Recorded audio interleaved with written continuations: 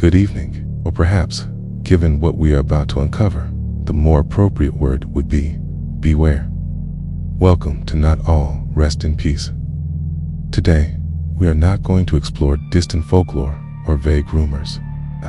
We are going to dive into the records of concrete investigations conducted by a real team of paranormal researchers in one of the most densely populated and paradoxically most haunted locations in the United States, Long Island, New York. Many associate Long Island with a haven of tranquility, pristine beaches, and the hustle of suburban life. However, behind this facade of normalcy, there's a tapestry of dark mysteries that stretches across both Nassau and Suffolk counties. The intense traffic of the Long Island Expressway, the infamous lie, is often cited as the most terrifying thing on the island. But those who dare to look into the shadows know the truth. Fear resides far deeper than the 5 o'clock rush hour. There is a disturbing estimate: approximately 70 properties, grounds, and trails on Long Island are regularly frequented and investigated by those who hunt the unexplained. And at the heart of this map of horrors, there is one location that, for the most seasoned ghost hunters, is the Super Bowl of the supernatural. We are talking about Mount Misery in Melville. This name was not given by chance or by a modern horror marketing gimmick. The irony is that, originally, the name Misery was conferred not because of malevolent spirits, but because of the physical suffering the terrain inflicted. The rugged hills and infertile land made farming and simple travel a living nightmare.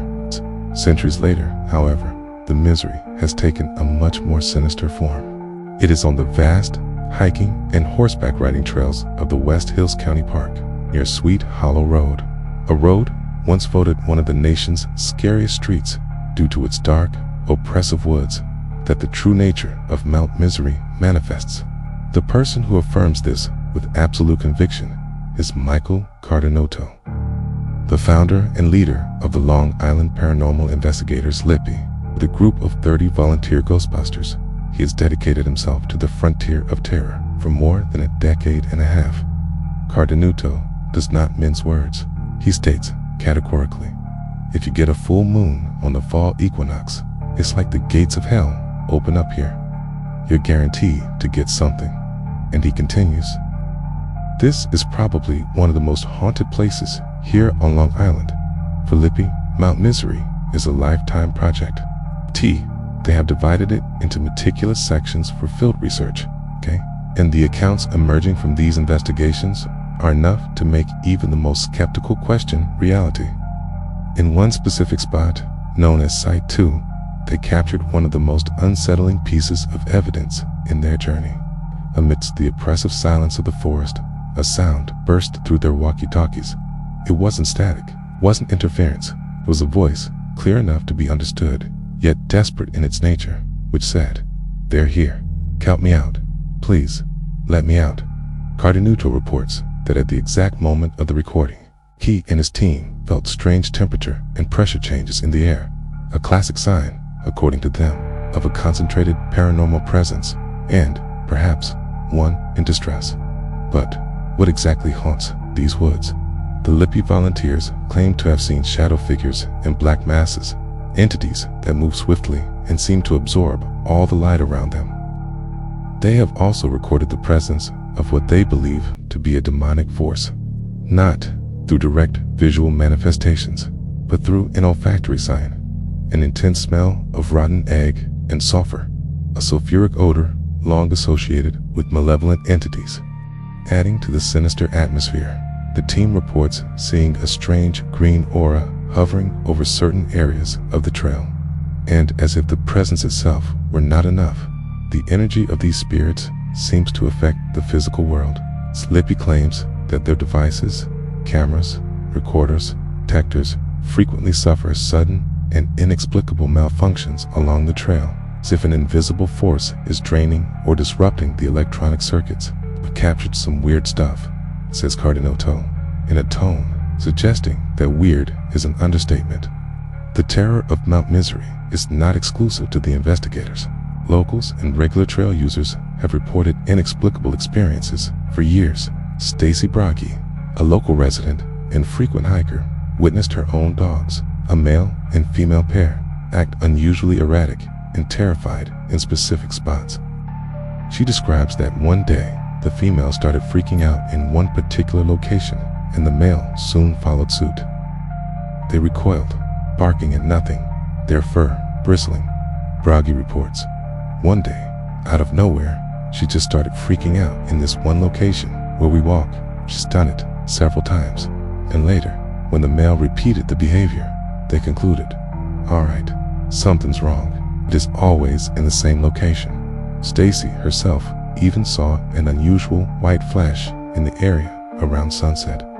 It is a testament that the activity at Mount Misery manifests for anyone who dares to cross its boundaries. It is important to note that Mount Misery is also linked to one of Long Island's most famous urban legends. Teenagers leave their cars in neutral under the Northern State Parkway overpass on Sweet Hollow Road, believing that the spirits of children who died in a school bus crash on the bridge will push the vehicle forward.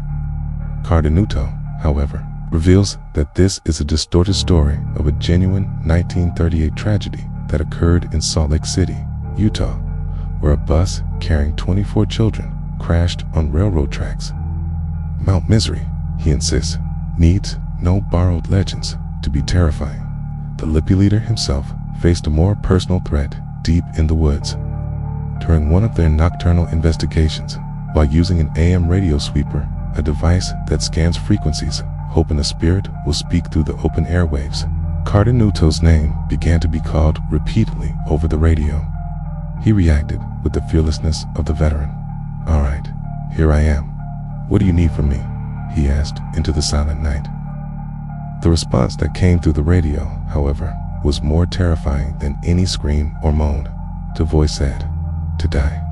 It is a grim reminder that, in the depths of darkness, not all encounters are mere curiosities or recordings. Some are direct threats. Although Halloween may be the Super Bowl for paranormal enthusiasts, Cardinuto asserts that the unusual happens all year round in these parts, and Mount Misery is just the peak of an iceberg of terror spread across the island. LIPI's work extends throughout Long Island, and the accounts are consistent in their bizarre nature. Rogers Mansion, Southampton.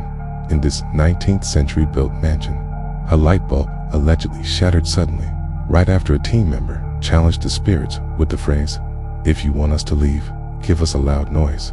The immediate and violent reaction suggested the challenge was accepted. Sagtikos Manor, Bayshore, a place with a rich history.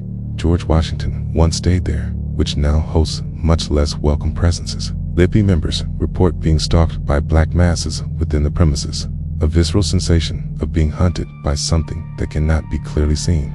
Katie's Bar, Smithtown. Even social gathering spots are not immune.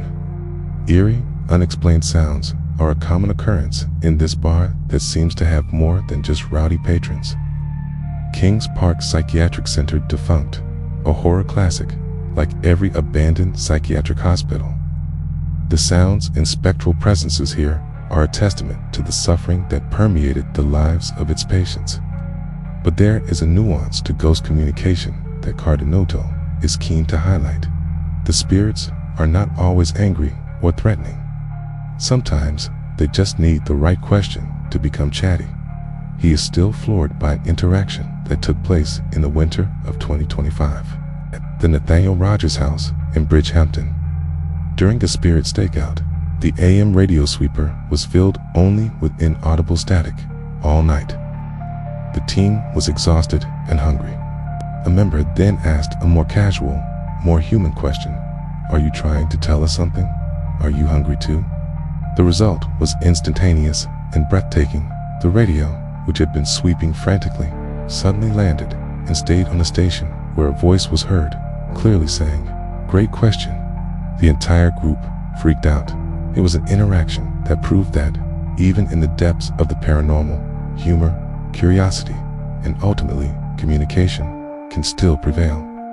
The work of the Long Island Paranormal Investigators gives us a terrifying and fascinating glimpse into a hidden reality that exists parallel to our everyday lives. They are proof that the unknown is not just in distant castles or remote forests.